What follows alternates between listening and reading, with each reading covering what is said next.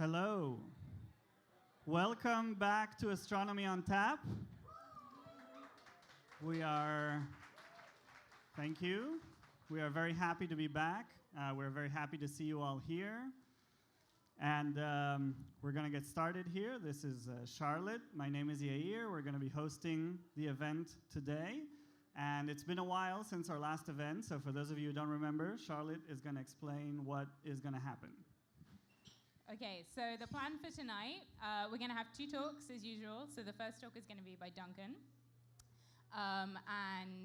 During Duncan's talk, if you have any questions, you can text them to our special phone number, which is 805-55-AOTSB, which is here. So it's 805-552-6872.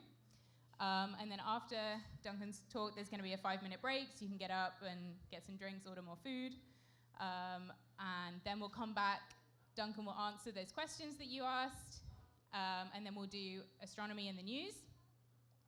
After that, you've got another 5-minute break. And then Andy's going to give a talk. And then again, if you've got questions for Andy, you can just text them to our number. And then after Andy's talk, we'll just talk through the upcoming events. We'll answer Andy's questions. And make sure you stay right to the end, because we'll have a raffle for our very coveted Astronomy on Tap beer glasses. Yes, you could win You could win one of beer these. glass. Yes. Okay, and if you send a question and we select it, you get another prize as well. No raffle, just if we select your question, you'll get a postcard from the Galaxy M83. Well, it's not from the Galaxy M83, but it has it on the postcard. So if we select your question, see our friends in the front desk by the entrance and tell them we selected your question, and they'll give you a postcard. And while you're up there, we're going to try something new this Astronomy on Tap. So as you know, we are looking for funding to keep Astronomy on Tap going. Everything we do here is by volunteers, but we still have some expenses to make this event happen. So we currently don't have enough to make it through the year. So if you want Astronomy on Tap through the year, we're going to try something new. There will be a couple of tip jars going around, and just feel free. We want to keep the event free, and we don't want to charge entrance, but just whatever you can will help. Whatever you can give. And to make it interesting, because we have two talks today about two different aspects of the same discovery, we're going to do a little competition with the tip jars. So it's going to be gravitational waves versus electromagnetic waves. Which one is better? Okay? So, yeah. I see. So vote by tipping. Okay, and at the end of the event, we will count what's in the tip jars, and we will let you know who won. So clearly, if you have strong feelings for one of these waves, please choose that jar to put your tip in, okay? And if you don't, just put it in both. Okay. We also, other ways to help out, if you want a poster or a t-shirt, an Astronomy on Tap t-shirt, please see our friends at the front desk, Sandy there, and all the proceedings go to making more Astronomy on Taps. And we also have free magnets and free gravitational wave bookmarks for you. So if you just want one of those, see Sandy at the front desk to get those. So the tip jars will be going around during the talks, and during the breaks, they will be at the front desk. So if you haven't seen them, you can catch up with them there. Okay, yes, the star people. Yeah, and one more thing, if you hadn't been here before, there are a bunch of people walking around wearing these flashing stars. We're all professional astronomers or people that work at LCO, so if you have any questions about anything that you've seen tonight or any other astronomy-related questions, please come and talk to us in the breaks or at the end. I think there's also a bunch of people here too with like name tags on, so these are very special people who are here just this week. So the things that you're going to hear about today are so exciting that KITP at UCSB had to schedule an emergency meeting to discuss them. So all of those people here wearing name tags are attending that meeting and are real experts on what you're about to hear about today. So ask us questions. Yes, great. So we're ready to get started. So our first speaker is Duncan Brown, who's a professor at Syracuse University. And Duncan is here for this emergency astronomy conference. which he also helped to organize. Duncan worked on the gravitational wave detectors, LIGO. He was a postdoc at Caltech with Kip Thorne, who just won the Nobel Prize. So we're very happy to have Duncan here. Duncan himself has received several prizes. So the Gruber Foundation and the Breakthrough Prize, which is given every year to breakthroughs in physics and sciences, was awarded last year to the LIGO team for detecting gravitational waves for the first time, and Duncan was one of the people who received this award. It's a very prestigious award, very famous people on the board who give it out, and it was shared by the LIGO team, and so we asked Duncan, what did you do with your share of the award? What did you spend it on? And his answer was obviously a brewery in his garage. This is what he did with the Breakthrough Prize Award. So clearly, he has earned a place of respect at Astronomy on Tap. Also, since LIGO is the most precise instrument ever built, we can only assume this is very precise beer that he is making. And I really hope he calls it breakthrough beer, but I'm not sure. So let's welcome Duncan. Okay, before we start, I have one quick question. How is everyone feeling about the temperature in here? We're okay? Okay, if someone shouts very loudly that they are too hot or too cold, we can change the temperature. So just let us know. Anyone? Okay. All right, thank you. It's a lot warmer than it is in Syracuse, I'll tell you that. So, okay, so thank you for inviting me. It's a pleasure to be here to tell you part one of a two-part talk. Andy will give the rest of the story. I'm going to tell you about the detection of gravitational waves from a binary neutron star merger.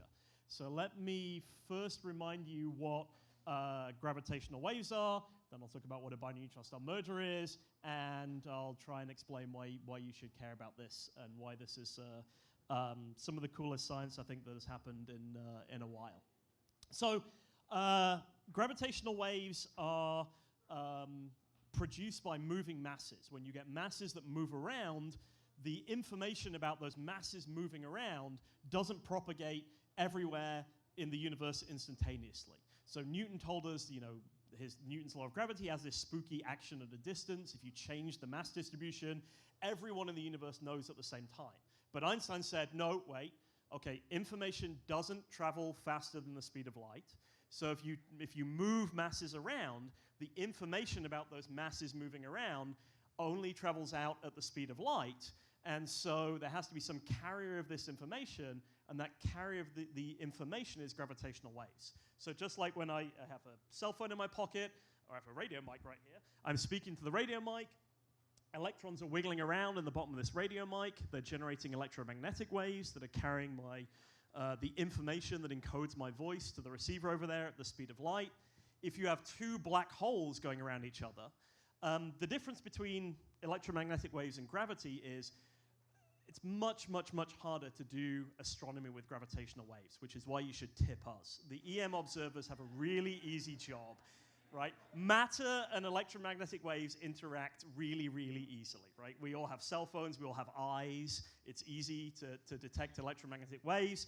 Gravitational waves, gravity and matter interact incredibly weakly. I have an entire planet full of mass beneath me, and I can jump up and down. Gravity and matter interact extremely weakly, so you need incredibly dense objects moving at significant fractions of the speed of light to generate these detectable gravitational waves, which is why black holes, and I'll talk about neutron stars, are our canonical source. You need huge amounts of matter packed into a small space, moving really fast, and then you can generate these gravitational waves.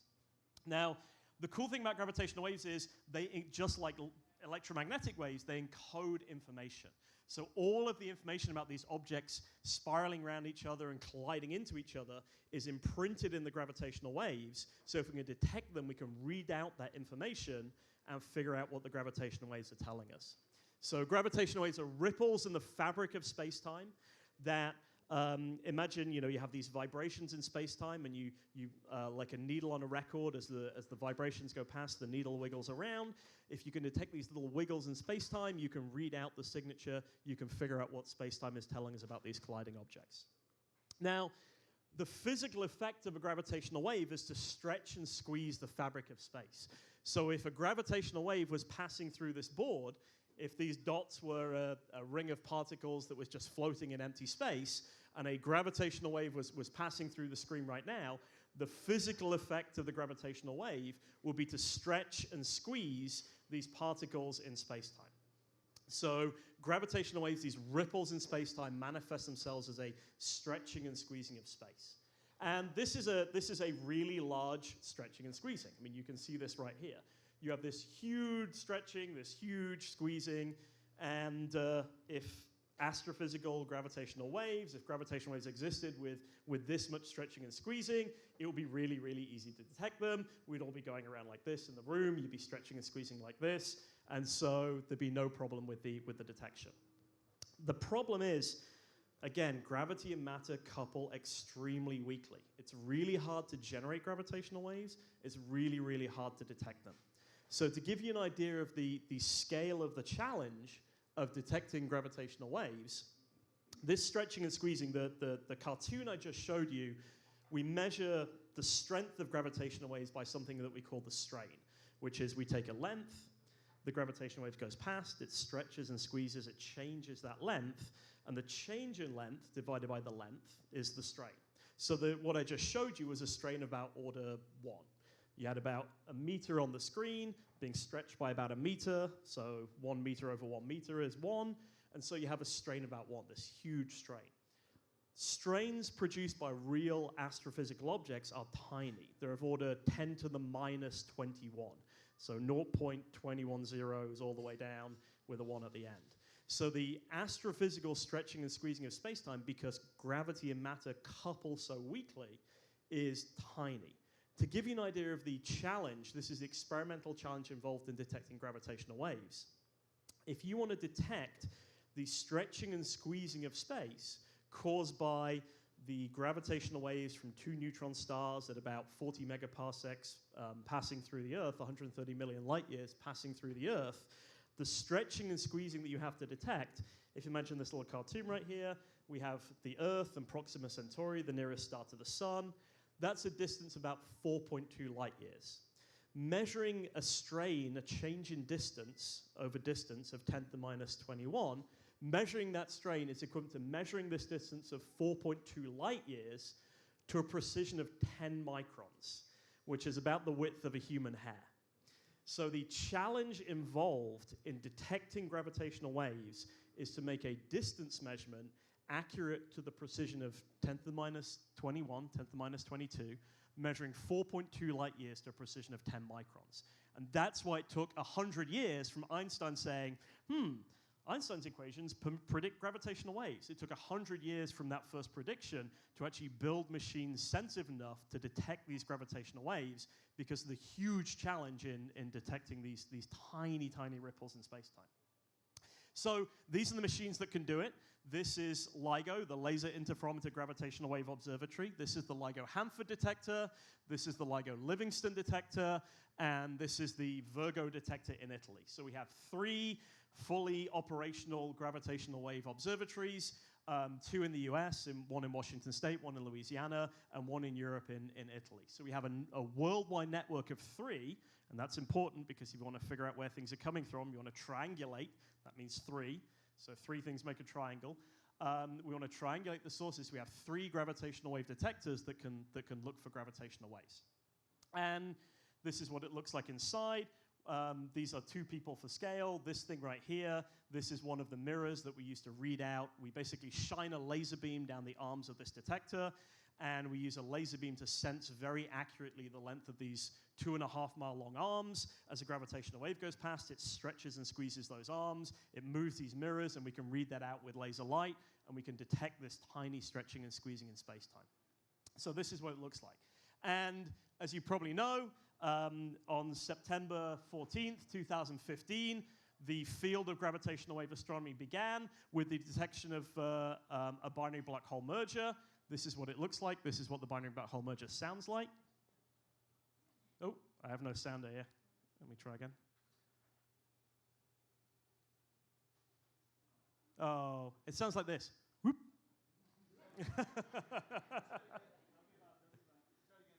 All right, let me try again. There you go. That was it. Pretty good impression. Okay, so this is the binary black hole merger. This is two black holes, two 30 solar mass black holes colliding into each other. Look how long this signal is.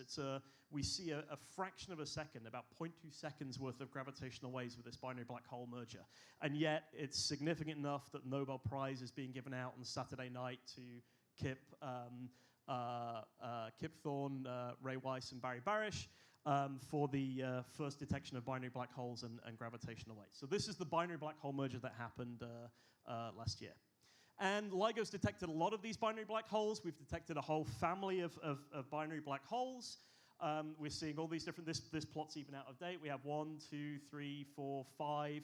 This is the mass of the black hole in times the mass of the sun. So 5, 10, 20, 40, 80 times the mass of the sun. These are the mergers LIGO's detected. It's actually missing one. We're detecting more of these all the time.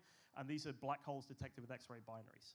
But we have another source, neutron stars, that we know exists besides binary black holes. So once we made the binary black hole discovery, the next most exciting thing to go after were these neutron star binaries.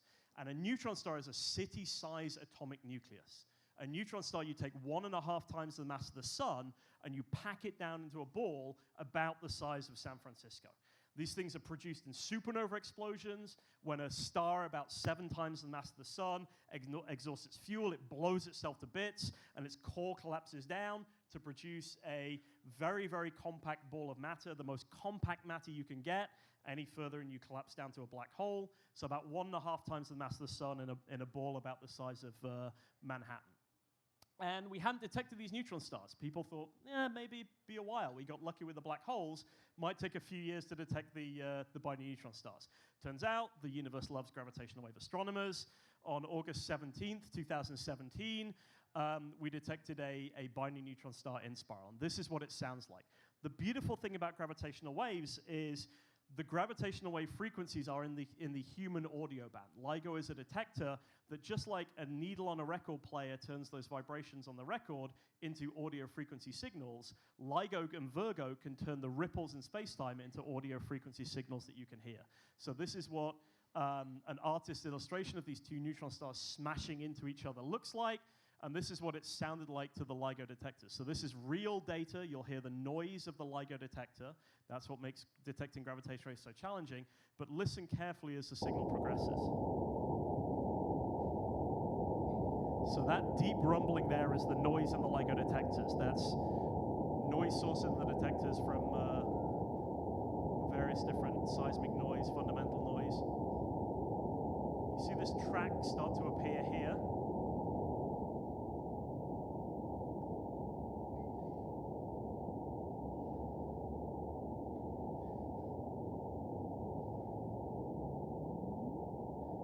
Hear it at the end. You hear that little whoop at the end.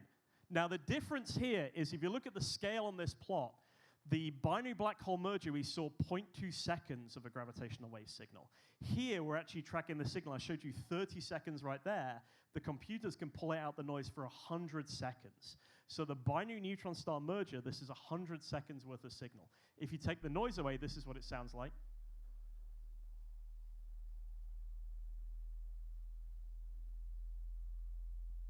So what's happening is these two things are going round and round and round each other. They're orbiting round and round. They're losing energy in gravitational waves, producing these gravitational waves. They're getting closer and closer together. They move faster and faster and faster. They get higher and higher and higher pitched. They fall together faster and faster as they orbit around each other. And then eventually, they crash into each other. Okay, so this is one of the most amazing observations that's been made in astronomy and physics for a large number of years, even though it sounds like at the end. So why is this so cool? Well, this is really exciting because this really brings together, when two black holes crash into each other, and I don't mean to malign the black holes. I spent 20 years of my life looking for binary black hole mergers, so it's really cool to see them.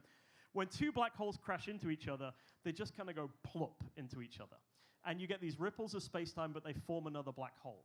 When these neutron stars go around each other, these neutron stars are city-sized atomic nuclei colliding into each other at 1/3 the speed of light. If you smash two city-sized atomic nuclei into each other at 1/3 the speed of light, you're going to get some pretty impressive fireworks, as well as the gravitational waves that they radiated when they're colliding together.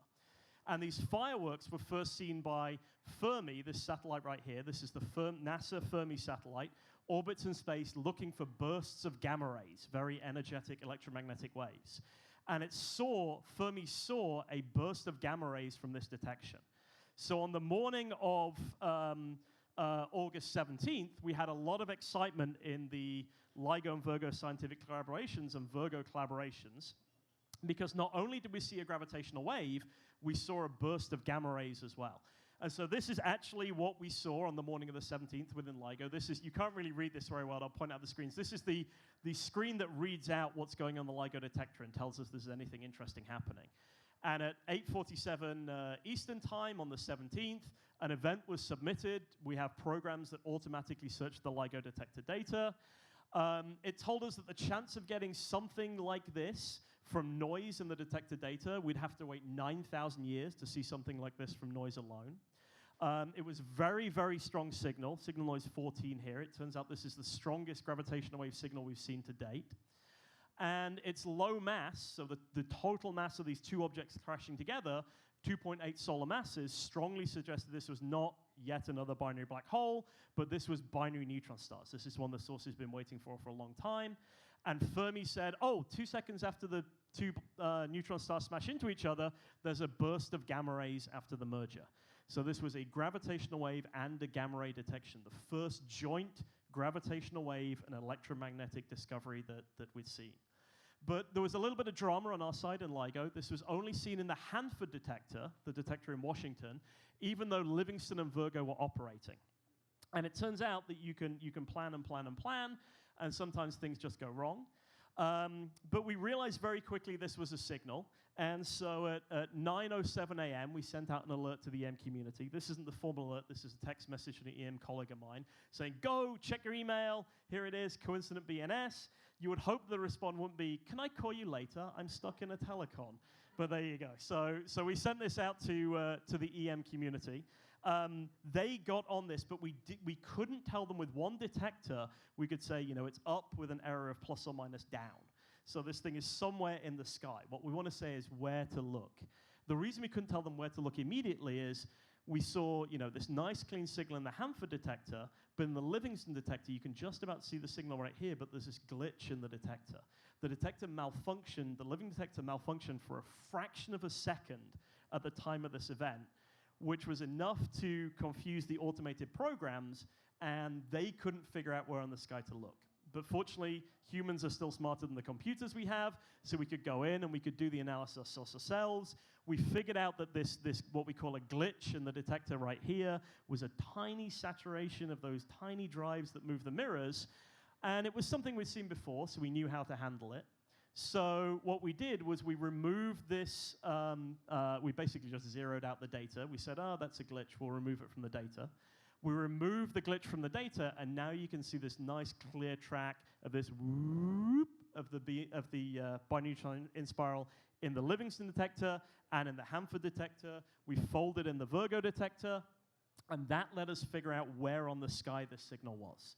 So that's really important because we could say, oops, let me play this movie for you. So the Fermi detector gets a fairly large region of the sky. So the Fermi detector said, okay, somewhere in this large region of the sky right here, we think there might be this gamma ray burst signal.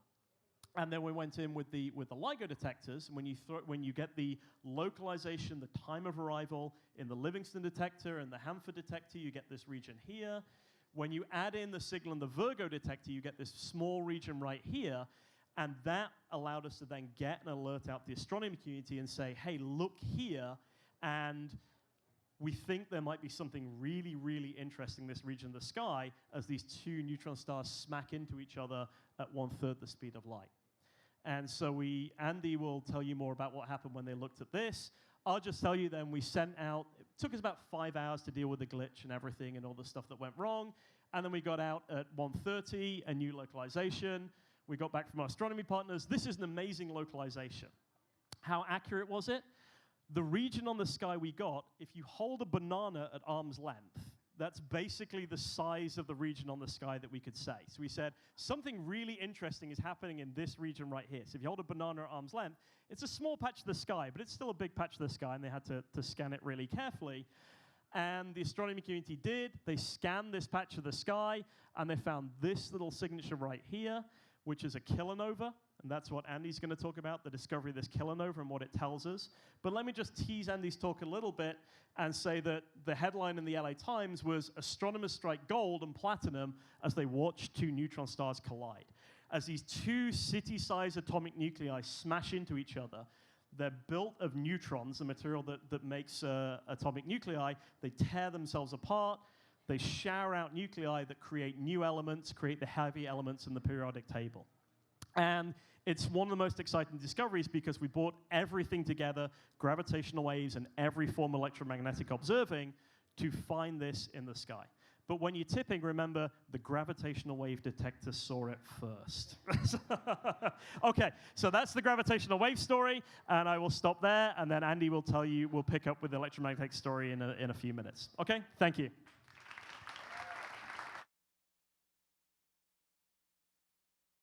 Thank you very much, Duncan. So we'll take a 5-minute break now so you can get some drinks and send your questions. So text your questions. We've already received a bunch of great ones. Text them to this phone number, 805-55-AOTSB, and we'll be back in 5 minutes.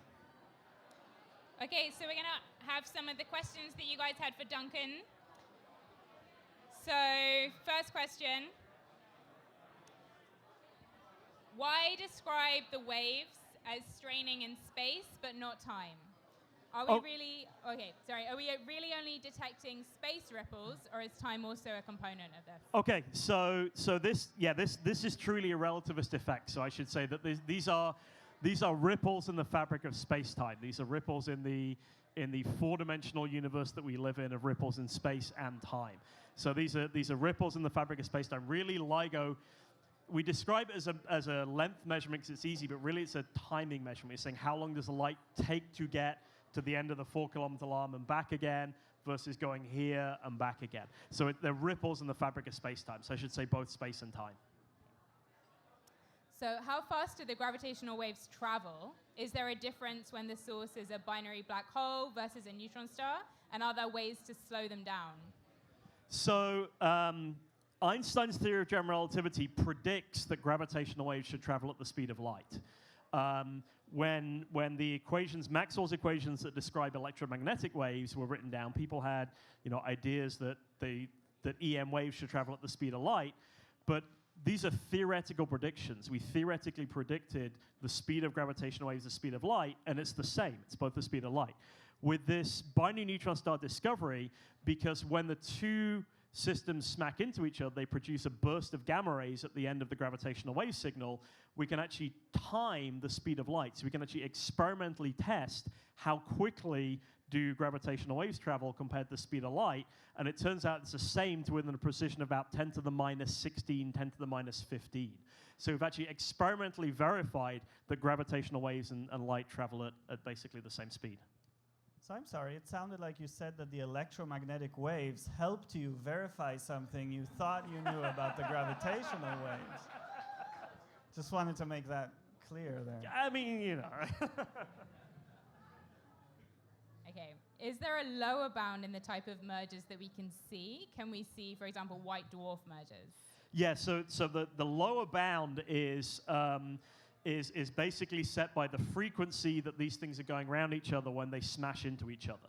So LIGO is a ground-based detector and is limited by essentially seismic noise on the Earth. We can't see gravitational waves that have frequencies below about 10 hertz because of the vibrations of the Earth. No matter how well we isolate the detector, they couple in. And white dwarfs actually collide into each other before they reach frequencies of 10 hertz. So neutron stars and black holes are the only binaries we can see with LIGO. If you want to see white dwarf binaries or supermassive black holes, things that you need to put the detector out in space where you don't have this limit of the seismic noise of the Earth limiting the low frequency sensitivity. So we can't see white dwarf binaries, but you build a detector in space, plug for Lisa, then you can detect white dwarf binaries. Okay, so actually on the detectors, we have quite a few questions about the detectors. So some people have asked, why has it taken so long to see gravitational waves? And how did you make the detectors that were that sensitive that we could actually make this measurement? It's taken so long to build these detectors because, I mean, the strain measurement of 10 to the minus 21, 10 to the minus 22, this is the most precise measurement that humans have ever made. We're a quantum limited detector. So we're basically, what limits the sensitivity of LIGO is actually the quantum mechanical nature of light. The low frequencies, it's the radiation pressure. You actually have photons smacking into the mirrors, and the momentum of the photons of light, of laser light, smack into the mirrors, moves the mirrors. You can see the atoms on the mirror jiggling around, so that creates a noise source for us. So that hiss you heard earlier in the movie when I played it with the noise, that hiss is actually quantum mechanical noise. It's coming from the fact that light is really little packets of light, photons, it's atoms on the mirror jiggling around, it's radiation pressure. So the huge technical challenge is to get down to these sensitivities and use light as a ruler to get down to these distance measurements. Said another way, over 4 kilometers, 2.5 miles long arms, we're measuring the position of these mirrors to a size smaller than a proton.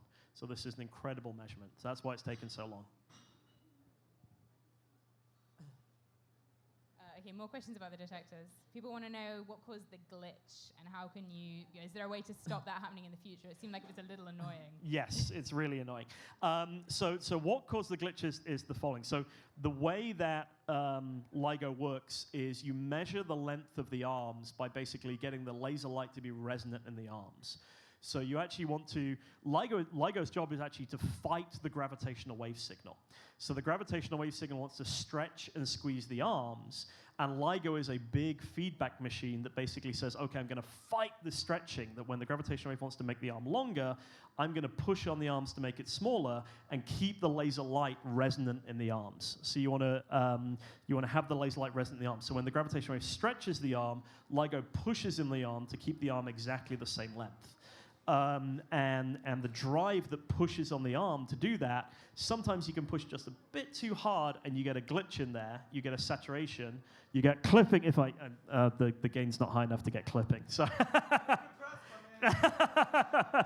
if I yelled really loud into here, it would clip, and that's basically the same type of thing. So you got a little glitch in there, and so there are ways to get rid of this, and we're working on it. So basically, just making the drive smoother, removing these things in the analysis afterwards. So that's something that we're working on. Okay, so we've got time for a couple more questions. So how do you figure out the masses of these things? The mass of these things are actually encoded in that gravitational wave signature. So the black hole in spiral plane at the beginning that went whoop, versus the neutron star that goes whoop.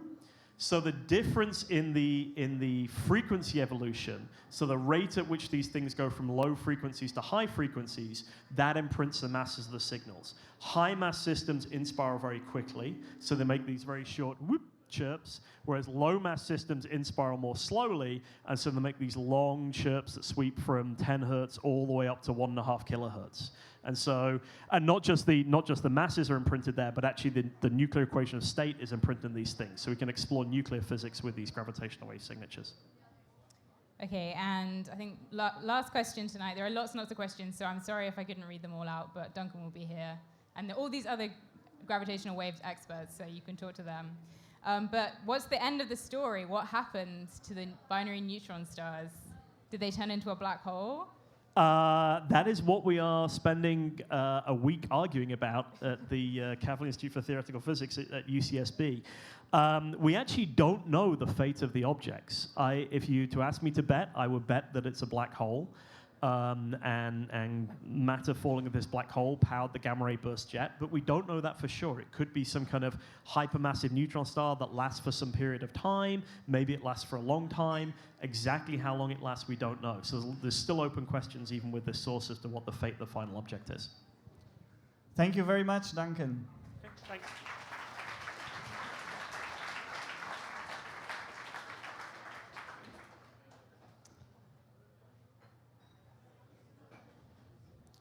Okay, it is time for astronomy in the news. Before we start, though, I'll say that I have heard a rumor that electromagnetic waves is winning. So all you gravitational wave people, start getting your wallets out here. It's going to be embarrassing for you guys.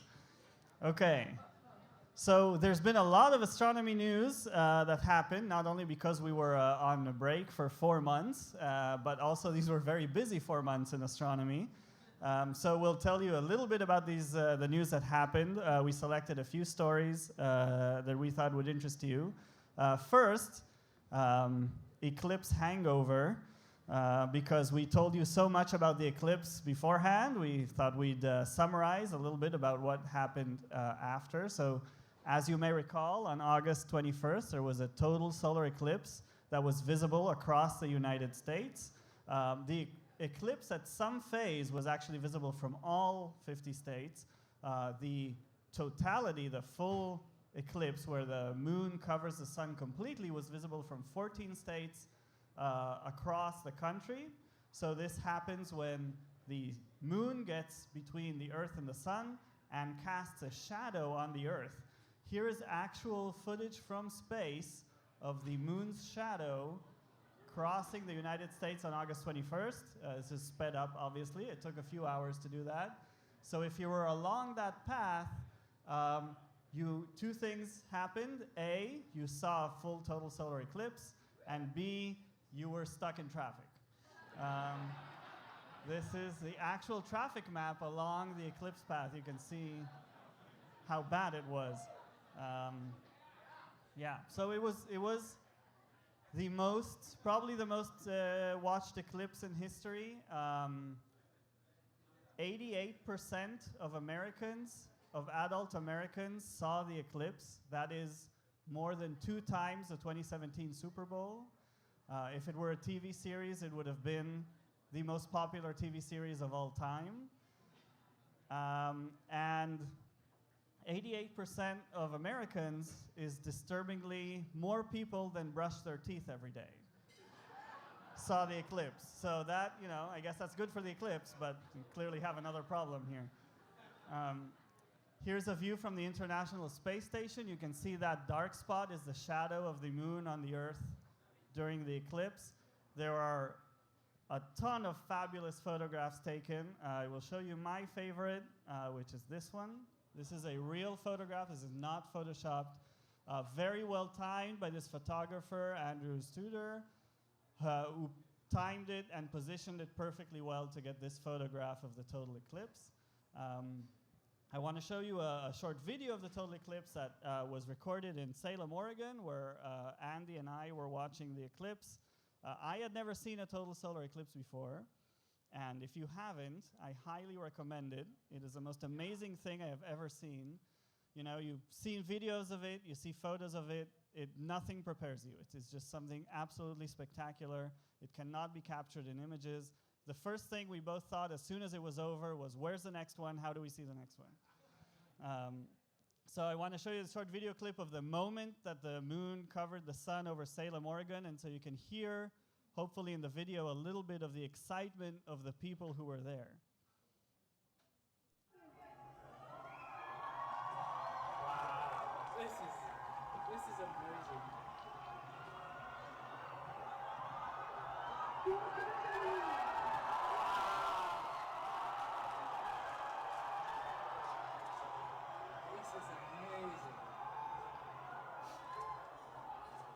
So very exciting, and then for 2 minutes, this lasted for 2 minutes before the moon got out of the way again. Everyone was just completely silent. And it is really quite an exceptional experience. Okay, next story. Okay, so moving to more local news. So this is really news with astronomy.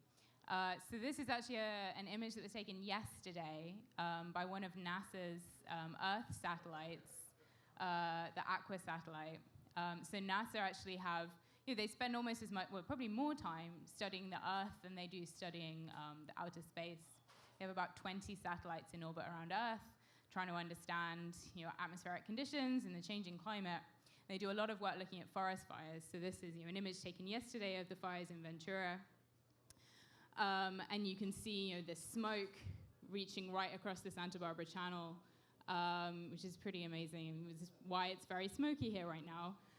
You can also see these red patches. So that's actually showing you where the fire is. So this is, they've got heat sensors on this satellite. There's a detector called the MODIS instrument. You might have seen this somewhere. I keep seeing it on the news, now I notice it. It's called MODIS. This is an infrared detector, so it detects the heat coming from wildfires. So NASA are doing a lot of work trying to understand, where these fires are happening, and then also they want to be able to predict what's going to happen to the smoke once it gets into the atmosphere. How is it being distributed around the atmosphere? So there was a video that came out, was produced by NASA. You might have seen this. It was making the rounds on Facebook recently, which is pretty amazing. So this is actually a simulation. It's not a real video. It's not real images, but it's a simulation of particles in the atmosphere. So what they've done is taken satellite data telling you about the temperature, the pressure, etc. in the atmosphere, and they've got these particles in it. So in white, they're showing smoke. In blue, they've got sea salt. And in brown, they're showing you dust and sand. And these particles are in this computer simulation, and they're predicting where those particles will go based on the weather conditions that they know about from the satellite data. But yeah, it's pretty amazing. You can see the smoke from these wildfires. This was from August to October this year. So you can see the wildfires in Northern California and the Pacific Northwest. You can see the hurricanes forming in the Atlantic. You can see how the hurricanes start to pick up dust actually from the Sahara and drag it out across the ocean. So NASA are really able to use these very complex simulations to make very detailed predictions for the weather, our weather systems, and these particle matter in our atmosphere. Okay, so moving to another planet. We've been following the Juno mission, NASA's Juno spacecraft, which is orbiting Jupiter. And it orbits in a way that every once in a while it gets very close to Jupiter and then gets far again. And when it gets very close, it sends back incredible images. So these are new, real images from Jupiter that came back from the 8th and 9th close approach of Juno to the planet.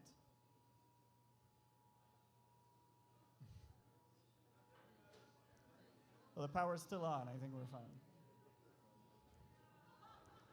Okay. Okay, let's get back to Jupiter here. So these are real photographs released by the Juno spacecraft. It gets only to a few thousand miles above the surface of Jupiter and takes these images. You can actually see the formation, the cloud formation in Jupiter. Some of these images are truly spectacular. In some of them, you can actually see ice crystals forming on the clouds in Jupiter. And I should say that many of these images are released raw images by NASA, and its amateur astronomers are just citizen scientists who process them and make these beautiful color images out of the data. And one of these people who make these images, thought, why just make still images? The camera is taking pictures the whole time. We can put them together into a movie. So this is a video of the passage, the 8th passage of Juno close to Jupiter. This is what it would look like if you were standing on the spacecraft flying by Jupiter. So the person who made this, Sean Doran, has several beautiful videos from this data, and I recommend you check them out. This is just one of them, and he set it to a waltz by Johannes Brahms. Now, I don't know how often Brahms gets played at the Matrix, so we're gonna sit back here for a minute and enjoy this passage of Jupiter set to music by Brahms.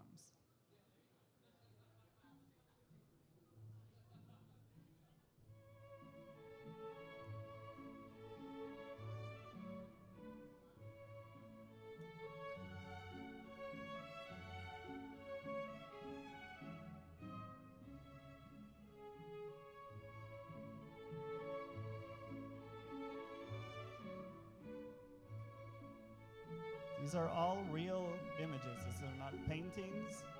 They are colored based on the data in the image.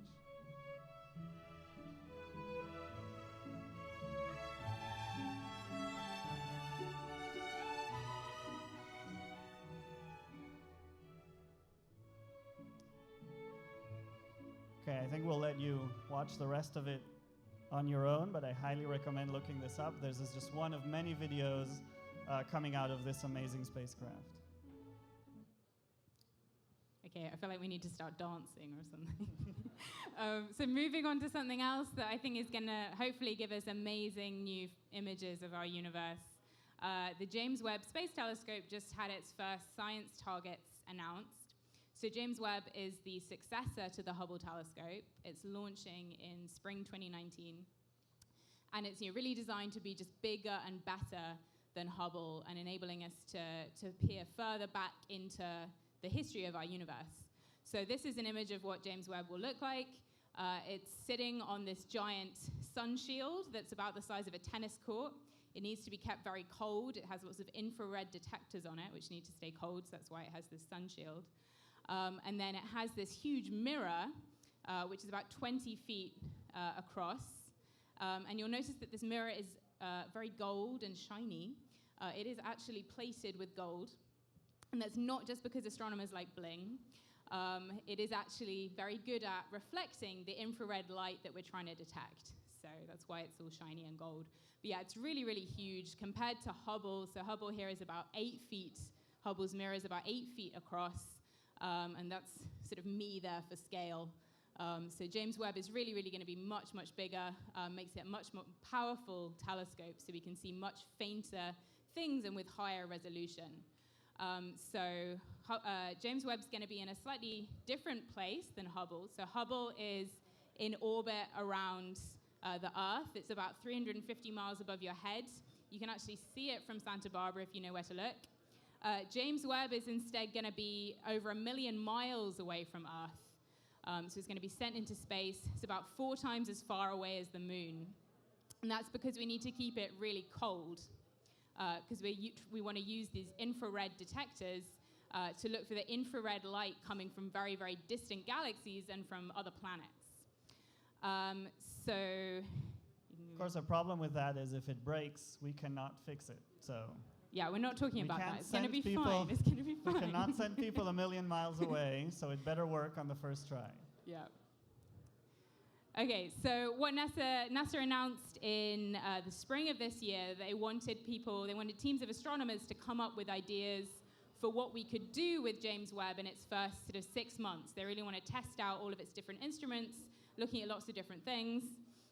So they announced this call, and then we spent most of the summer, certainly I spent a lot of my summer, working with teams of astronomers trying to come up with good ideas for things that we could look at with James Webb. And about a month ago, I woke up, when you're sort of like half asleep and check your phone at like 5 a.m., to an email from NASA saying, "You got it," which was pretty awesome. So we're one of... Yes, definitely. So we're one of 13 teams that were selected to be able to use James Webb in its first 6 months. So we really want to use James Webb as a time machine. Because it can see infrared light, it enables us to look at galaxies that have very high redshifts, so they're very distant from us. So it means that we're looking further back in time. So what we're going to do is point James Webb in this patch of sky, looking at this cluster of galaxies, which is called Pandora's cluster. And this happens to also be a good gravitational lens. So as well as having the great new power of James Webb's giant mirror, we're also going to use the power of gravitational lensing to look for the most distant and faintest galaxies, which are the first galaxies forming in the universe. So I think I'm going to give a talk more about James Webb and what we're planning to do probably next year. But it's not just about galaxies. If it was up to me, we would only look at galaxies. But the other teams are doing different things. So there's a couple of teams that are going to use James Webb to look at planets outside of our solar system in the first 6 months. So in particular, James Webb is the first telescope that's going to be able to get detailed spectroscopy of the planets outside of our solar system, to get detailed information about their atmospheres. So these are different spectra. So it's like splitting the light up into different color, into their constituent components for Mars, Earth, and Venus in our solar system. And you can just see that they look very different. These lines, wiggly lines, look different for all of those different planets. So we can do this in our solar system, but we need powerful telescopes to do that for other planets outside of our solar system. And James Webb will be able to do this. So we're going to be able to measure the atmospheres of planets around other stars, and you'll be able to tell things about whether those planets might be able to support life.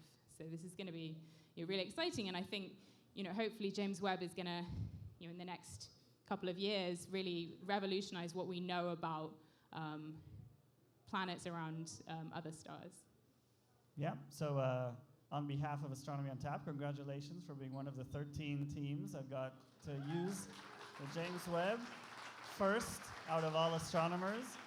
Of course, as long as the launch goes well and it doesn't blow up and, it reaches 1 million miles and it opens up and it works, and I'm sure it'll be fine. What could go wrong? Okay, speaking of other solar systems, we've recently had a visitor from another solar system zoom through our solar system.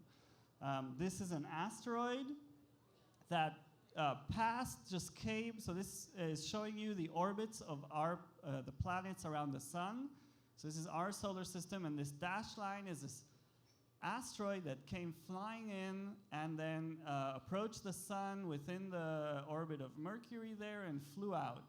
And it was discovered on its way out. So we found it when it was going out. So yeah, that's not great for if it would have hit us, but luckily it didn't.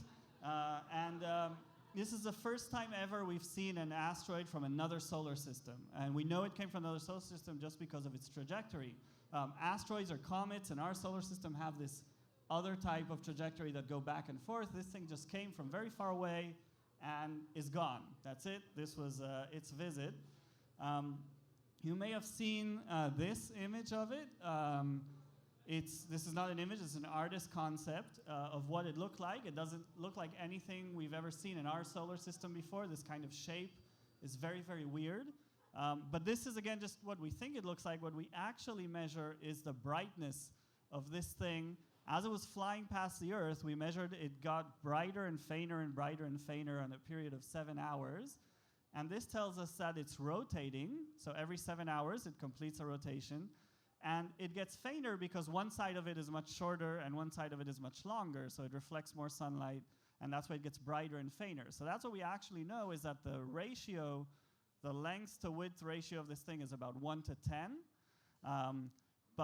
So we think it might look something like this, but we don't actually have an image of it. It was very faint and moved very fast. What we have is some constraint on the fact that it's probably very long and thin. And so XKCD Comics put up an idea of, well, we don't actually know it looks like this. It could be a bunch of other things that are similar shape ratio, like it could be the monolith from 2001: A Space Odyssey, could be a star destroyer, or it could be a huge eggplant emoji in space. So we don't know.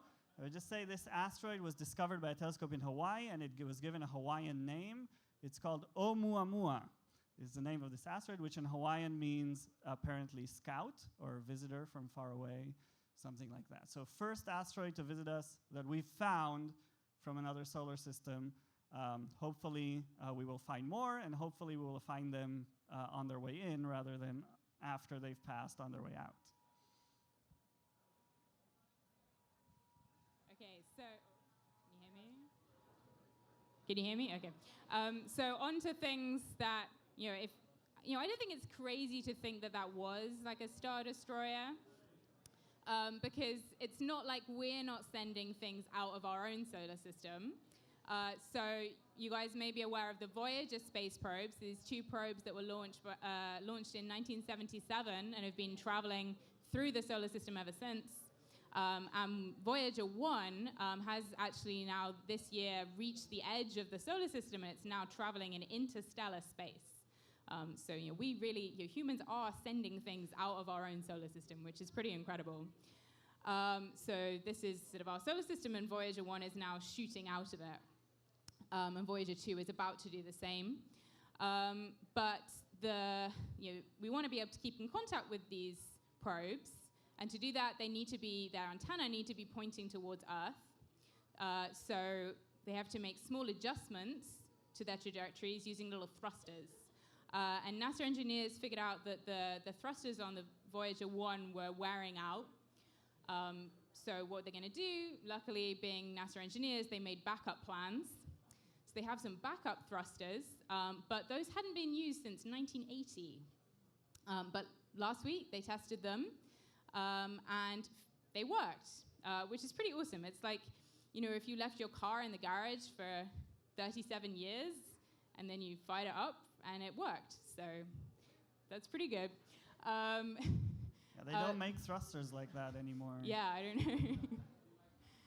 know. But a few things about Voyager, in case you didn't know. They're actually so far away now. So Voyager 1 is about 13 billion miles away, that it takes light and the radio wave signals that they use to communicate with these satellites, or these probes, over 19 hours just to go one way. So when they sent the instructions to these thrusters to move, they had to wait nearly 2 days to figure out whether it actually worked or not. And that was before they even gave it the instructions. These thrusters are so old that I don't think anyone at JPL knew how they worked anymore. So they had to read through all of these documentation, and apparently it was all the code was written in some language that no one uses anymore. So it was a pretty big feat to actually get this to work, but it works, and now they have a way to keep the Voyager probes on the trajectory that they want, and I think they're going to keep going, communicating with them for until like the 2025. So. But yeah, if you guys didn't know, Voyager, in case it does end up in another solar system and is discovered by any other planets or any other life forms, we've put a record on it, a golden record, which contains music from lots, cultures all around the world, contains some images that you have to read in a special way, and also greetings in 55 different languages. And handily, if it is discovered by aliens, the record cover also has a map of exactly how to find us. So I hope that the aliens that find it are nice. Yeah, there was some debate, like should they have put the map there? By the way, it's what you see there, those lines. That's a map of how to find Earth. And so there's debate, should they have done that or not? It doesn't really matter, it's there. So, it's if someone finds it, they'll know how to find us. And yeah, so this year, for the first time, people have actually been able to buy the record that is on the Voyager space probe. For some reason, it wasn't available before, but there was a Kickstarter which raised over $1 million to enable you to buy these records. So if you want that for Christmas, you could buy the Voyager record. I'm not sure if the music is to everybody's tastes. I think it's a bit of an eclectic mix, but it's a pretty cool piece of history.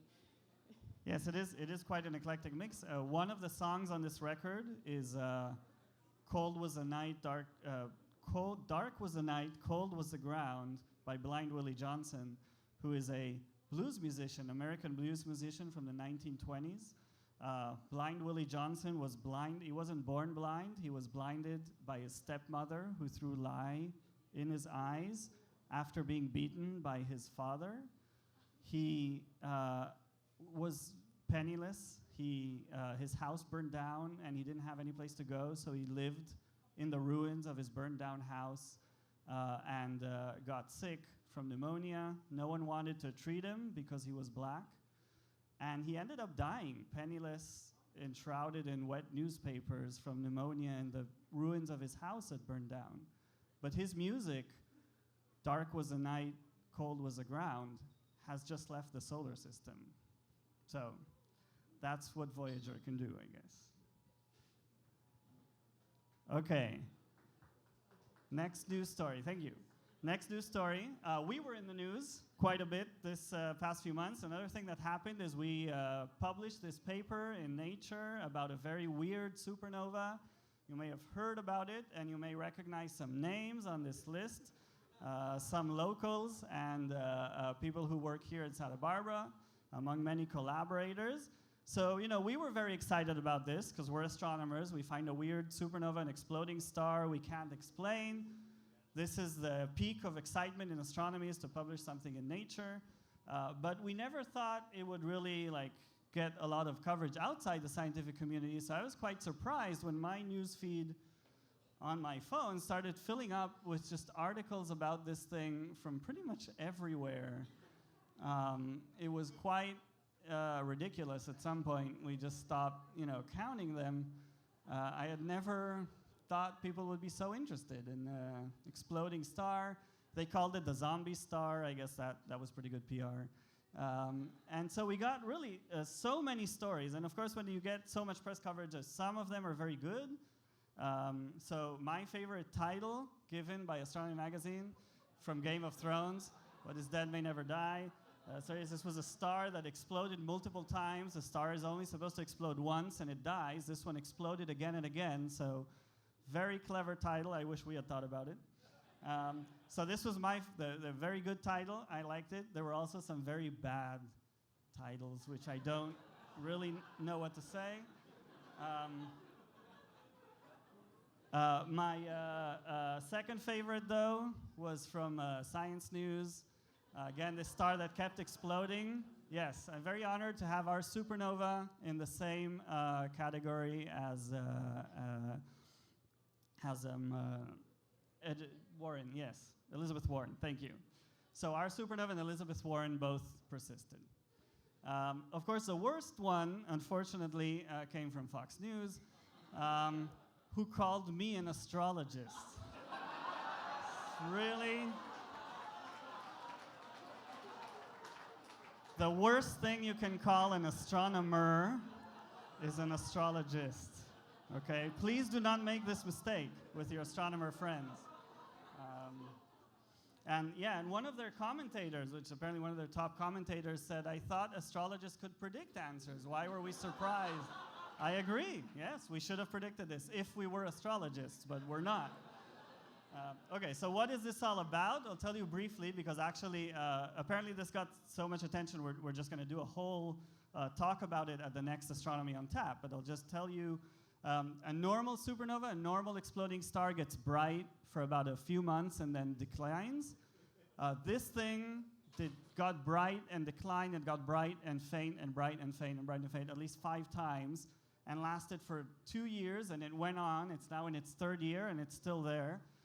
So that, we've never seen that before. We don't know what it means. The other weird thing is we looked kind of in the archives and found a photographic plate showing the supernova in an image taken in 1954. So supernovae, again, usually last a few months and they're gone. They're not supposed to explode 60 years ago and then explode again now. So again, never seen that before. Star exploding multiple times and exploding in this weird way, and we will tell you more about it at the next Astronomy on Tap.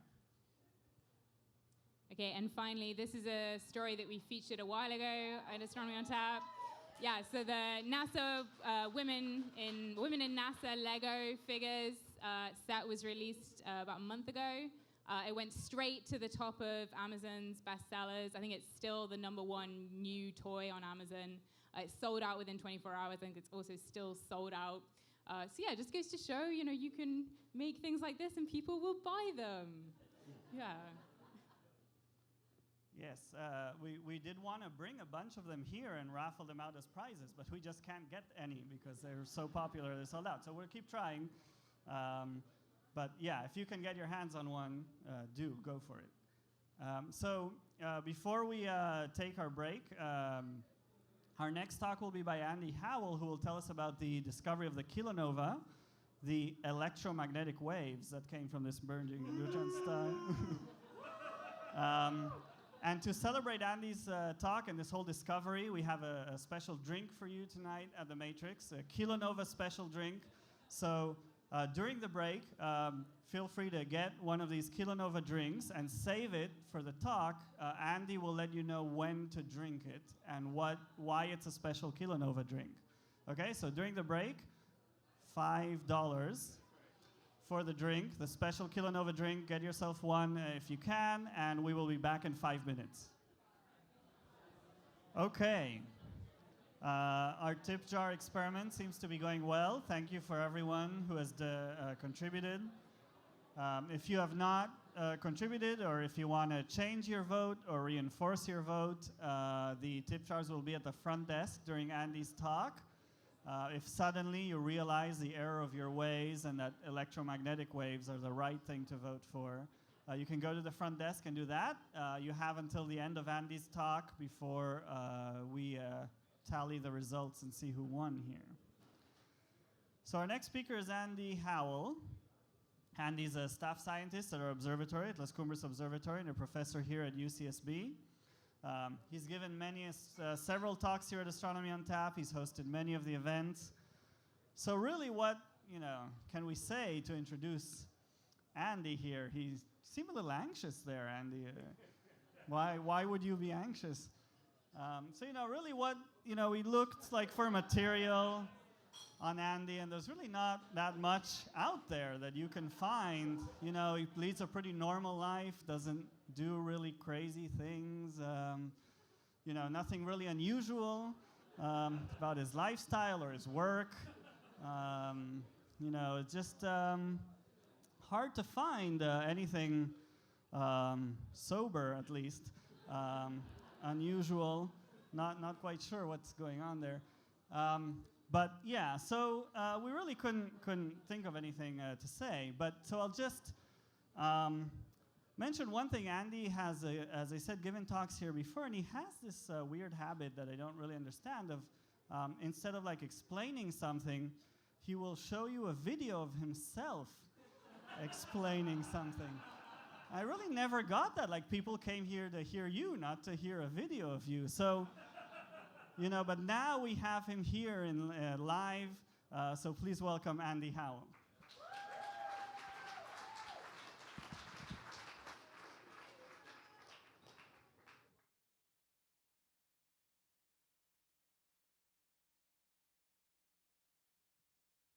All right, you will pay for this, Yair. All right. All right, so Duncan did a great job of introducing what a neutron star is. It's you take the whole mass of the sun and you take out all the empty space and you crash it into something like the size of Santa Barbara. So our bodies, right, are mostly empty space because you get this little tiny atomic nucleus and you got all these electrons, and that's just mostly empty space. But in a neutron star, you've taken away all the electrons and the protons, and you've just got all neutrons. And it's about the size of, from here to, is this working?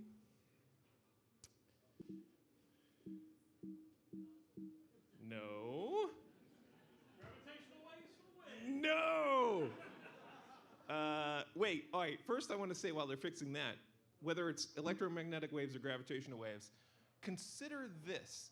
Would you trade your ability to sense electromagnetic waves, which are your eyeballs, for the ability to sense gravitational waves? Yes. I don't think so. Okay, maybe somebody would, but this means never seeing your children or your parents again, and so on. Okay, so yeah. Word from the tip jar is that gravitational waves have pulled ahead. So. Come on, people. Oh, this is bullshit. Okay. So, all right, here's where we were. Okay, so this is a neutron star over San Francisco. If you ever see that in the sky, you're dead. Okay, so sorry, too bad. You'll never see that. But if you did, it would look approximately like this, and it's a whole star, again, which is way more massive than the sun, so you would just be sucked up to it. So, okay, that will never happen. But it's a massive amount of stuff. And when those two things smash together, it's like a giant particle accelerator, only a particle the size of a star, smashing into each other, and you get awesome stuff as a result. All right. So this is what it would look like if you smash two neutron stars into each other. So this is a simulation. And there are these two neutron stars coming together, and then they just go whoop, like together in less than a second. And you get all this crap thrown around, okay, and a disk of material, and then a whole bunch of other stuff, and a big explosion. Okay, and so that's what we've been looking for in this talk. So what we got from the LIGO people was over there somewhere in the sky, there's some stuff.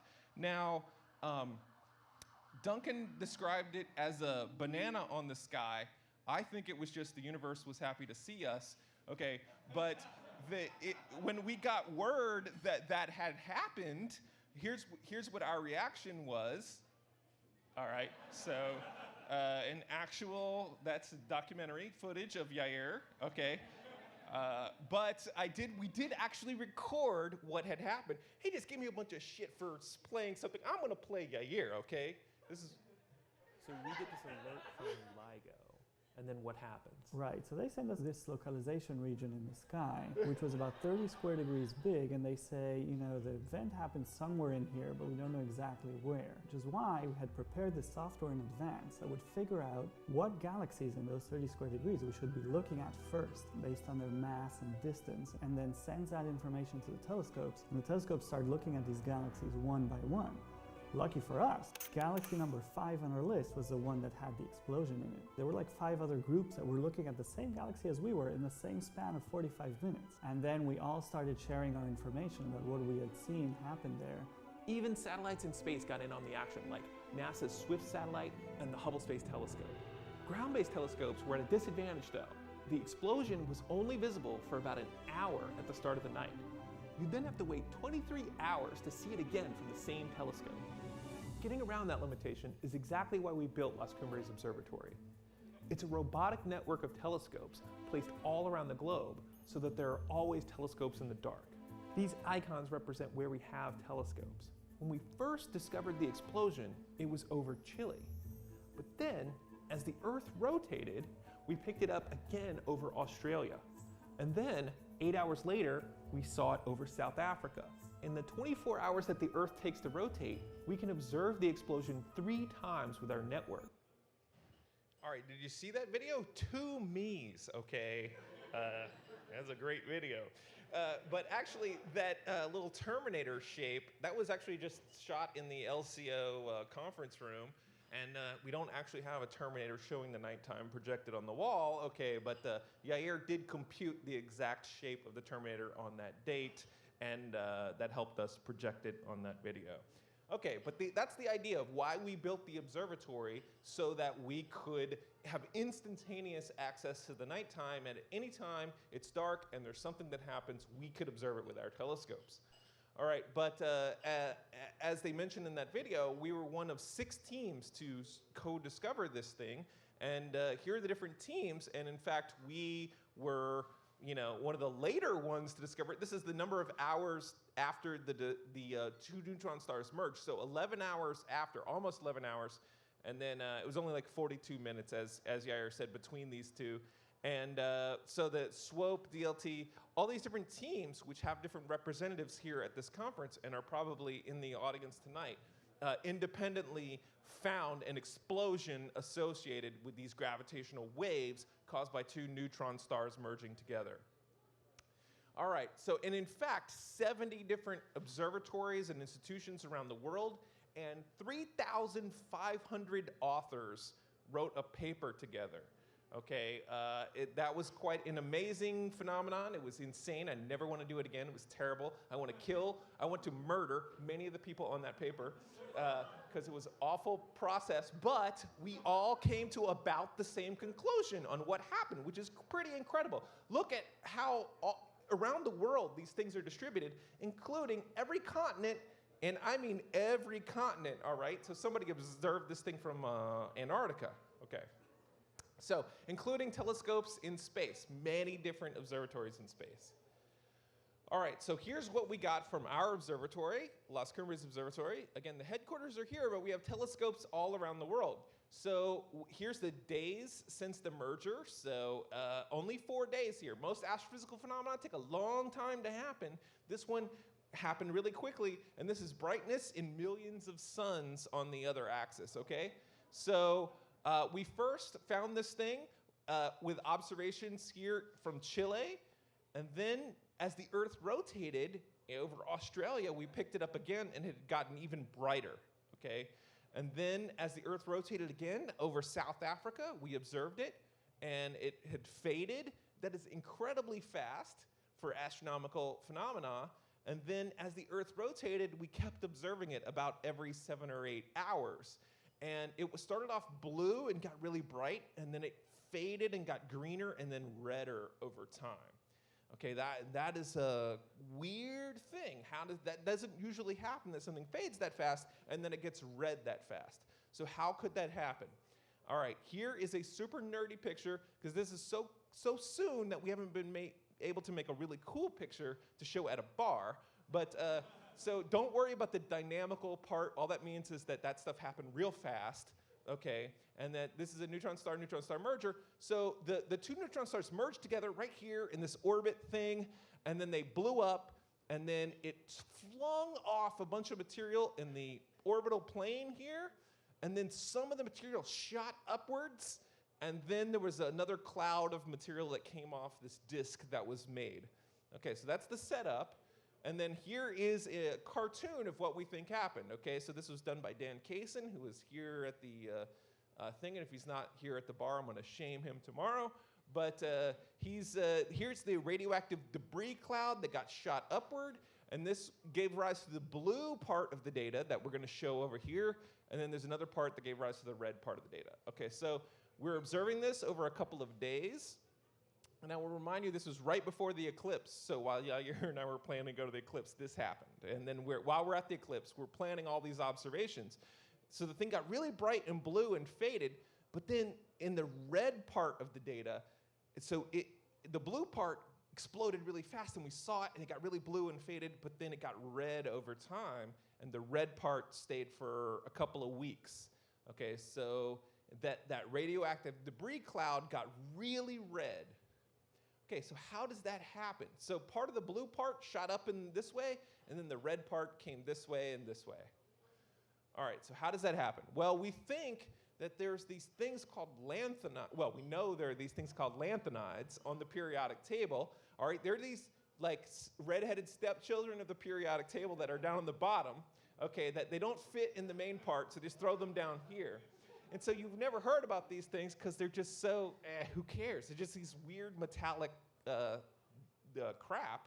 And, but lanthanum is used in flints for lighters. So when you go out and smoke a cigarette outside the bar, you might have some lanthanum in there, and that's where we get the word lanthanides. And it's also used in things to make electron microscopes to see the tiniest things, and in movie lights to see amazing movie stuff. Okay, so it does impact your life. And these things are used in things like computers, speakers, microphones, compact fluorescent bulbs, medical imaging. So these lanthanides are all around you, and you use them every day. Okay, so we think that was made in this explosion, all the heavy elements on the periodic table, and those things block out optical light very severely. So it's like sunglasses that you put on your explosion, but then they let out infrared light. So it's kind of like a reverse greenhouse. Okay, a greenhouse lets in optical light. You can see through a greenhouse, but it traps in infrared light. This is the opposite, right? It just traps in the optical light, but lets the infrared light out. So here is what is a rainbow of, this is what your eyes can see, this part over here, up 0 to 1 microns. And the other part is the infrared, okay, night vision goggles and all of that. This is what the thing looked like. This is what the kilonova looked like after about a day. And then over time, as the hours progressed, instead of days, hours, this thing is evolving. Instead of being really blue and bright in the visible light that we can see, it started becoming more bright in the infrared part of the spectrum. Okay, so the light got brighter in the redder parts, and this spectrum, this rainbow, a kilonova rainbow, starts getting much brighter in the infrared than the visible. And then there are all these little wiggles, right? Well, what does that mean?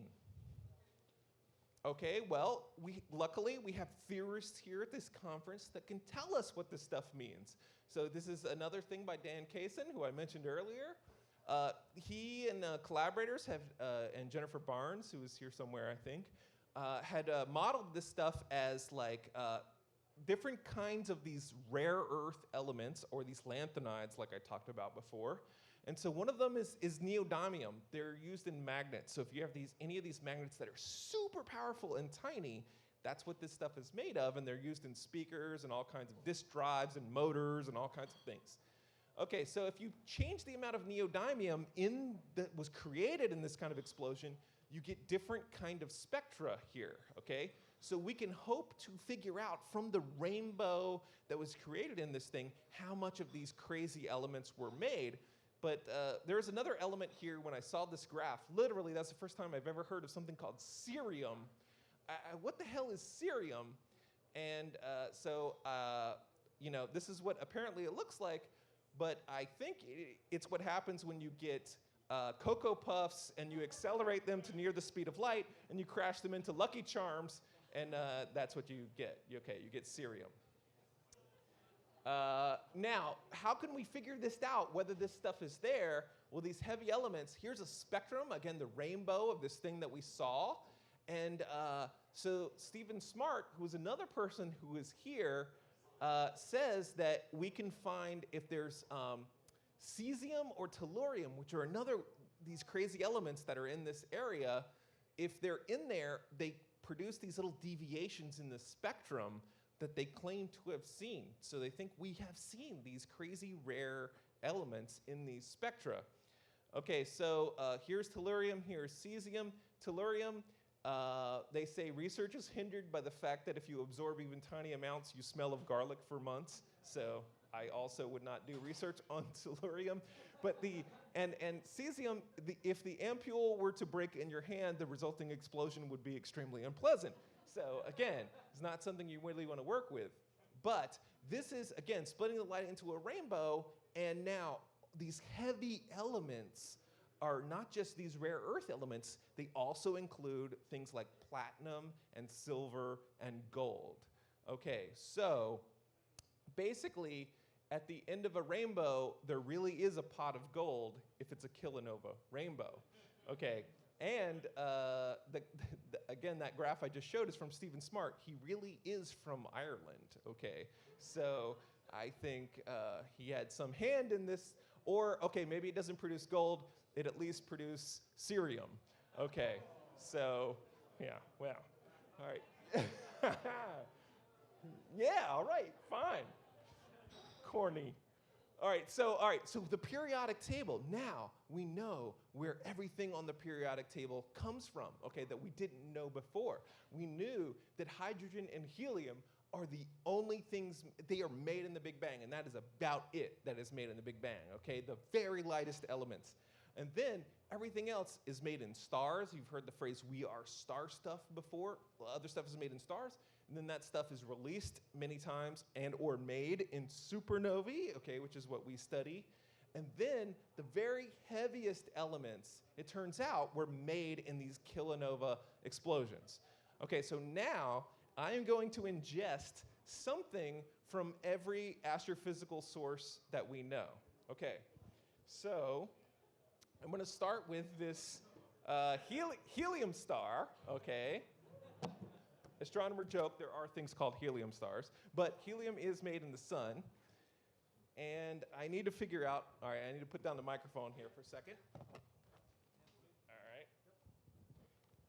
All right, now, I may screw this up, because it's very hard to not pop a balloon and get enough. Andy may screw this up. If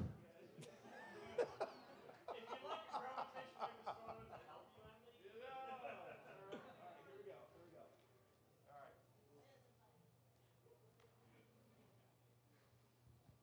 Suck.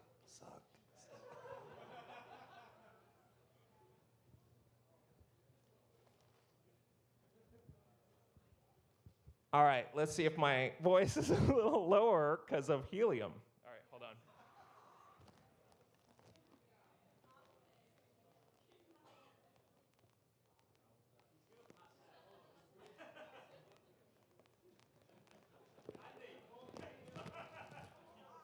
All right, Duncan's a little worried about me. All right, so, you know, if you change the lightness of the thing that you're breathing, it changes the speed of sound, okay? And so you can change how... Now, yeah, all right. Now, Duncan's real worried about me because they think I might pass out because if you don't breathe enough oxygen, yes, you will pass out. But it gets even worse, okay? If you breathe in, okay, helium is over here on the periodic table, right? It's very light. So I just breathed in stuff that was made in the Big Bang, right? That is crazy. Now, if you go down the periodic table to xenon, you get to a heavy gas that was made in a kilonova, okay? And it's an inert thing, so you can breathe it. And so we thought about doing it for this event. And Duncan initially suggested it, but then he said, wait a minute, it's heavier than air, so it's gonna stay in your lungs, and you might pass out. Okay, so you might die. But I looked it up more, and it turns out it's also an anesthetic, so it will just make you feel like, and pass out anyway. So you're not supposed to do it, but I did found video of somebody who did do it, okay? Here it is. Our favourite Bunhead moment, though, is when we nearly lost him altogether.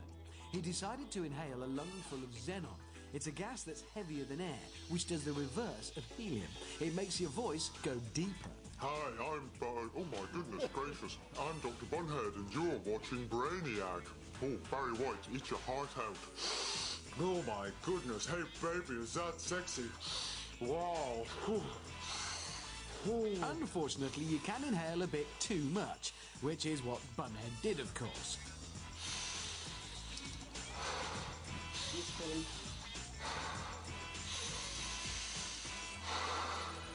Lungs chock full of xenon instead of the usual hot air, the first aid team give him some well-needed treatment in the form of a soothing back rub until the ambulance arrives. The poor crew being dragged away from a proper emergency. All right, so then that went on. He did actually have to get treatment and everything else like that. And they didn't air it because they thought it was too bad or whatever. Like, they don't want to encourage people to inhale xenon. Okay, so I'm not going to inhale xenon because I want this show to go on. But I have other ways of ingesting things made in these different astrophysical sources. Okay, who knows what this is?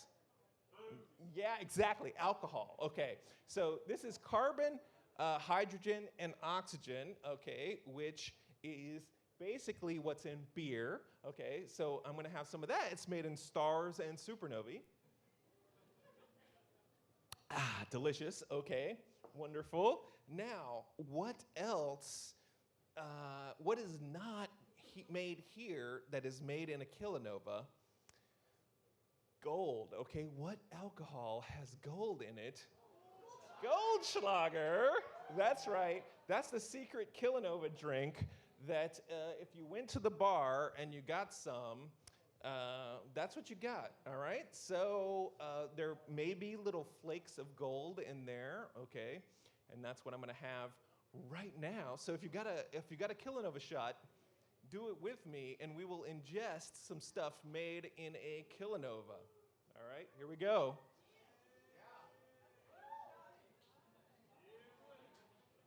Woo! All right.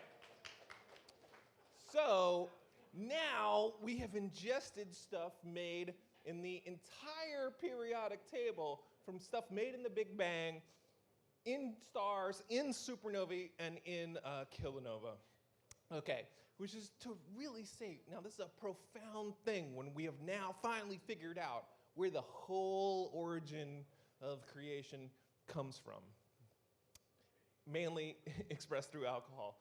Okay, so here we go. Okay, now, that's the story of the kilonova, but I want to tell my personal side of things, what happened when all this was going on.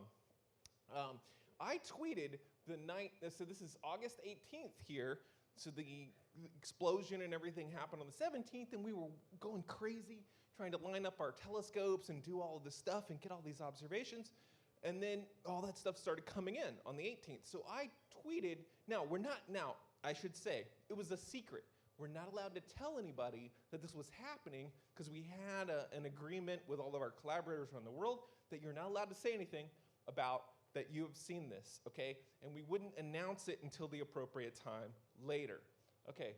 But I wanted to like express how excited I was about what was going on, so I did it in a very generic way. I tweeted, tonight is one of those nights where watching the astronomical observations roll in is better than any story any human has ever told. And I meant that because this is not something you can just make up out of your human head. This is seeing something in the universe that no human has ever seen before, and you're watching it in real time, and you have all these ideas that you've had for 10 years, 20 years about it, and then now you're able to see if it's right, okay? Now, I thought that is safe. That could be about anything that I'm observing, right? Nobody will know. Well, it turns out my PhD advisor, Craig Wheeler, tweeted out the secret on, like, he just said, new LIGO source, optical counterpart, blow your socks off. He is not allowed to do that, okay? We're not allowed to do that. But I think he was not in the collaboration and he didn't know. I don't know what happened. He just tweeted this. Well, that kind of let the cat out of the bag. Then the Hubble Space Telescope also screwed up. Somebody submitted an observation, and on their webpage it said, I'm looking at star BNS merger, which means binary neutron star merger, in this galaxy.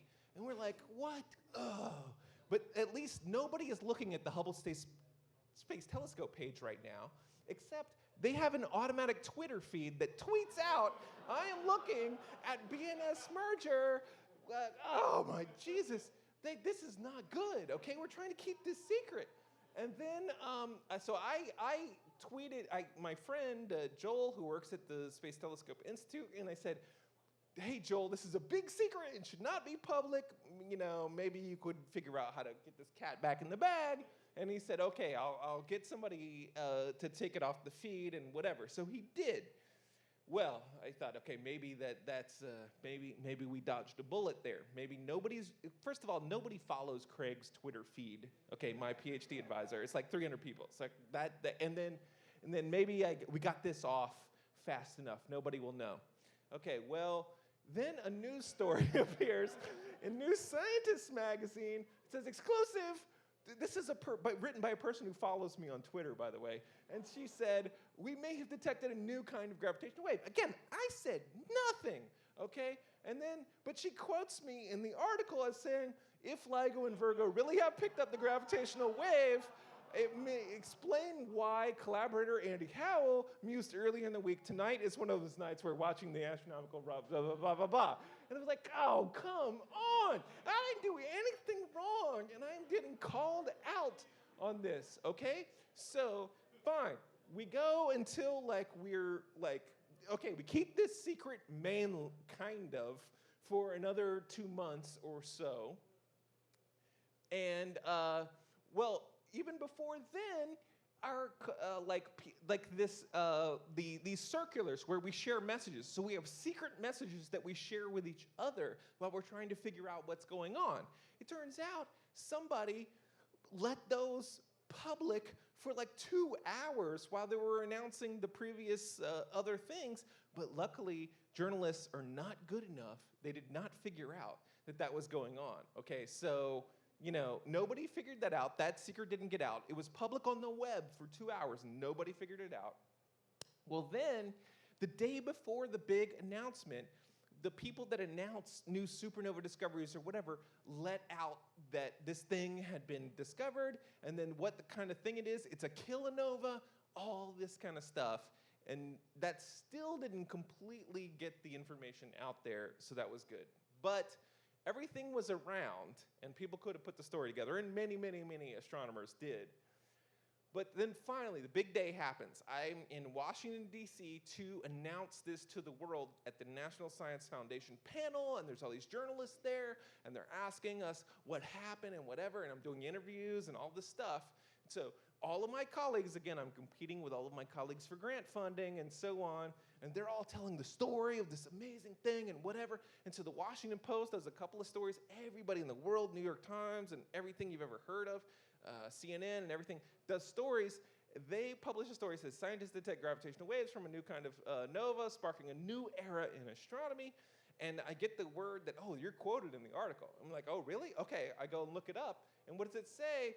The neutron star's merger was not a well-kept secret. On August 19th, University of California, Santa Barbara astronomer Andy Howell tweeted, "Tonight is one of those nights where blah, blah, blah, blah, blah." He told the Washington Post Friday that part of him regretted sending the tweet after observers in the media connected he and others. I did an interview for an hour with these people, okay, and the one thing they picked up on was, well, okay, I sent this one tweet. All right, that is terrible.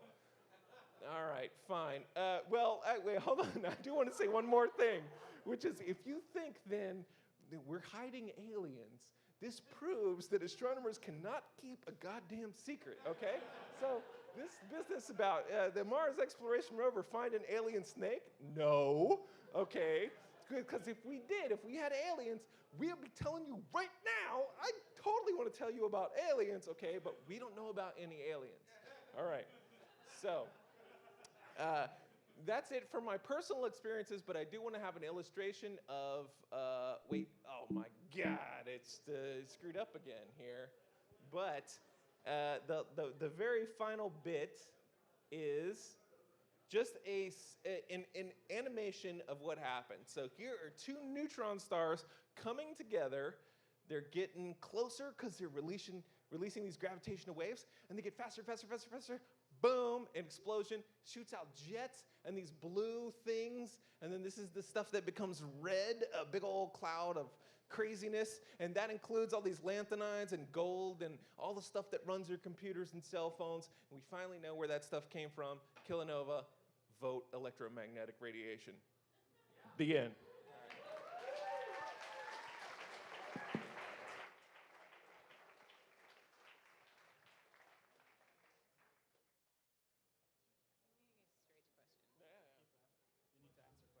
I gotta answer questions. Okay, I gotta keep this. I can't leave. I can't drop the mic. Okay, so we're gonna go straight to questions. I'm gonna not hit this balloon. So yeah, lots of great questions for Andy. Do you want to inhale more helium and do this? Yes. Okay, so the first question I'm gonna ask is, oh yes, keep sending questions. Yair is gonna be checking them as we go through, so we can do more. So neutron stars we know have magnetic fields. What happens to the magnetic fields when the neutron stars collide? I so hope he keels over right now. I have no idea what happens to neutron stars when the magnetic fields. That's the big question in astronomy. So I guarantee you, an astronomer asked that question because the deal is we don't know what the hell magnetic fields are. Very complicated, and we just don't know. But maybe that was asked by somebody that was more well-meaning than another astronomer trying to stump me. The general deal is you can get a neutron star that gets extreme magnetic fields, and that's called the magnetar. And those things are amazing. They may have given rise to the craziest thing that Yair talked about earlier. And if those two things got together, it would be even crazier than a normal kilonova. For a neutron star, it's probably not that crazy. Well, okay, there are simulations of what happens with the magnetic fields. They get wrapped up, and then they may help in funneling material into a jet. And I didn't talk about jets in this talk because I just didn't have enough time. But material basically gets shot out in super high velocity, really fast, like near the speed of light, along one pole. And it could give rise to gamma rays and X-rays and all kinds of other things. So that could be what happens. Okay. There's lots of tricky questions here. I hope you haven't drunk too much tonight, Andy. Tricky questions. Okay, so this is a question about the red spectra that you see. Yes. So someone asked, could the redness be explained by a redshift from the neutron stars becoming a black hole? So as they collapse, it stretches out, which might make the light red. Yeah, all right. That's a good question. All right, so this is somebody that knows something about how these things work. You can get a thing called a gravitational redshift, and that is that gravity can basically shift photons to the red just like the expansion of the universe can, okay? But that produces a very characteristic signature, and we didn't see that here. It would have been very clear in the data, and we didn't see that. So that's not what happened. We knew the distance to the object where it is, and so we knew the redshift, the real redshift, and it's very close. It's surprisingly close. And so, yeah, the gravitational redshift wasn't what was going on, but it's a very good question. But we're on top of it. We would have figured that out. Okay, this is a question that I had as well, actually. Yeah. Several people had this question. So there were two elements on that periodic table that you showed that didn't have any, production. Like, how do you make those two elements? Were they like boron and some of those? But technetium and promethium. I don't know. You have to bring back the periodic table. It was grayed out. It was grayed out. I don't know the answer off the top of my head, but I'm gonna say that it's probably because we don't know. But in fact, if you think it's like improbable that we don't know where the origin of some of these elements are, okay, yeah, oh yeah, boom, hey, these two. All right, well, this one is, I can't even read what it is from here, but it's probably, oh man, yeah. I don't know that one. I don't know that one either. So it's a good question. I don't know. Stumped. Okay, but it's probably because we don't know. So it's very complicated how you form these things, right? In some of these, it's colliding two protons together. That's how you get helium. And then in those, it's colliding three heliums together. You get carbon. And then all this complicated stuff that happens inside of stars. And then astronomers, that's where we get lost. So that's easy. And then what happens inside of stars, we kind of know. And then it takes merging neutron stars together. But then there's areas where we still don't know. So maybe that'll be a future Astronomy on Tap 2020. Where does technetium come from? All right, I don't know. Well, we just got a text saying that it's synthetic. It's what? Synthetic technetium. I don't know. It could be, but okay. So over here, so this. All right, hold on. So it sounds like someone in the audience knows the answer. Who knows? Who knows? The grey ones are stuff that doesn't last long enough to persist today. So the grey ones you actually have to make. The only way we have them on Earth right now is to make them decay so quickly that they're not stable.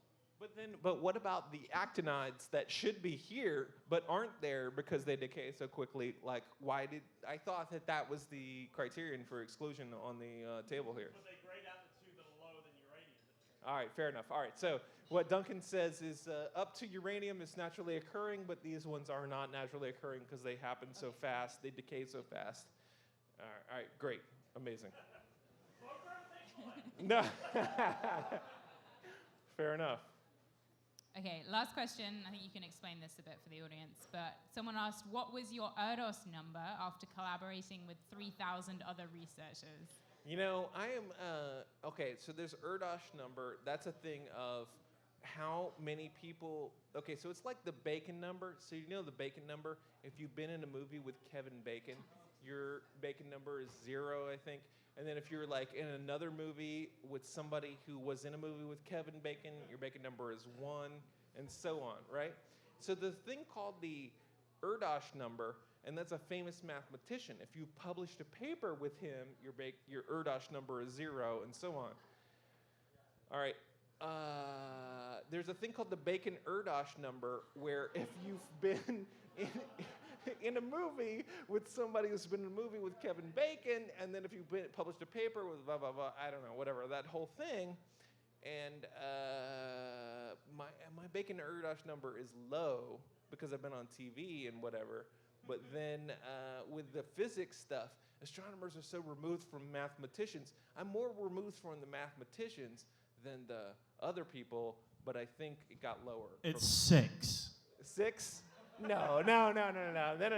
He's lying, because the thing is, that's the whole thing. Is in 6 connections you connect everyone on Earth. That was a physicist joke. You see how funny it was? All right. Okay, I think we're gonna thank Andy at this stage. Oh, I love Duncan. He's amazing.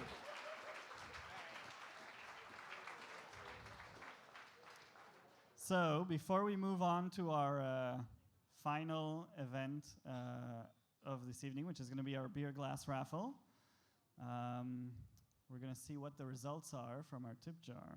I think I have just got them. Okay, so it looks like the winner is gravitational waves. Yep. Yep. So congratulations, gravitational waves. And now we are ready for our raffle. So please get your raffle ticket out and look at the number. And if we call out your number, please come down and get your beer glass. So if we call your number, let us know you're here, come down, get your beer glass, and we will do the next one. If you don't come and claim it, we will give it to someone else. Okay, so, ready. Andy will do the first one. 926. So last 3 digits of your number, of your card, if they are 926. If you are here, let us know, make some kind of sign, or we will move on to the next one. 926, are you here? 926, so congratulations. 926, there you go. Thank you. Okay, next one by Duncan. Is 043 is the last 3 digits. 043, the last 3 digits, is here. Ah, great. Okay, second beer glass. 2 more. Thanks. Andy? No, we do the other one. Oh. They already did one. I can't hold this. Okay, Charlotte, you're going to do one. I might need to hold this. Okay. How many different numbers are we reading out? Last 3 numbers. 3, oh no. 916. Sorry. Is 916 here? Oh, okay. 916 Right is here. Okay, great. We will hand you your beer glass there. Okay, last one. Get your numbers ready. Last one. Okay, here we are. 958. Is 958 here? 958, are you here? Or are we? Oh, 958, are you here? I think there was someone at the top. Is there? Yes? Yeah. 958? Okay, so come down later and we'll give you your beer glass. So congratulations. Okay, so we'd like to thank Andy and Duncan again.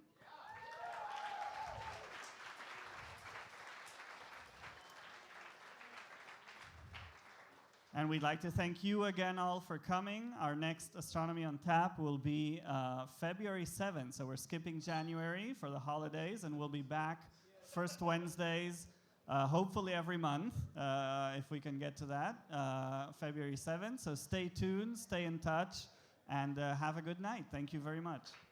Thank you, for organizing everything.